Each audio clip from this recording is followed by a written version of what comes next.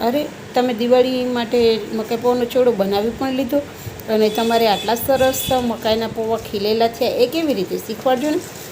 તો મેં છે ને મકાઈના પૌવાને સૂકવ્યા નહોતા. મકાઈના પૌવાને સૂકવીએ ને એટલે ચવડા થઈ જાય અને આટલા ફૂલે નહીં. તો ચાલો શરૂઆત કરીએ આપણે મકાઈ પૌવાનો ચેવડો બનાવવાની, દિવાળી સ્પેશિયલ નાસ્તો. શ્રી કૃષ્ણ મિત્રો, આજે આપણે બનાવીશું દિવાળી સ્પેશિયલ મકાઈના પૌવાનો ચેવડો. તો આપણે મકાઈના પૌવાનો ચેવડો બનાવવાની શરૂઆત કરીએ. આપણે તેલ ગરમ મૂકી દીધું છે. તેલ ગરમ થઈ ગયું છે. હવે આપણે તેમાં મકાઈના પૌવા તળી લઈશું. આવા બાઉલમાં તળીશું તો આપણું તેલ નહીં બગડે અને પૌવા પણ વ્યવસ્થિત તળાય અને નીતરી જશે આમાં જ. આવી જ રીતે આપણે બધા પૌવાને તળી લઈશું. તે આપણે સિંગદાણાને પણ શેકી લઈશું. સિંગદાણા તળાય ત્યાં સુધીમાં આપણે પૌવામાં મસાલો કરી આપણે સૌપ્રથમ મરચું એડ કરીશું. તો મધરવર્લ્ડનું મરચું આવે છે સ્પાઇસી અને કાશ્મીરી બંને. તો આપણે અત્યારે કાશ્મીરી મરચું લઈશું, સ્પાઇસી નહીં લઈએ.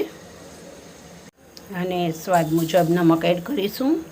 સિંગદાણા તળાઈ ગયા છે તે પણ એડ કરી દઈશું અને હવે હલાવી લઈશું ચેવડાને.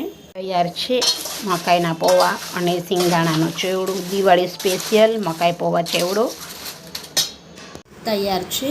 મકાઈ પૌવાનો ચેવડો જે આપણે કન્ટેનરમાં ભરી અને રાખી શકીએ અને દિવાળી પર ગેસ્ટ આવે ત્યારે આપણે આપી શકીએ. તો દિવાળી સ્પેશિયલ મકાઈ પૌવાનો ચેવડો.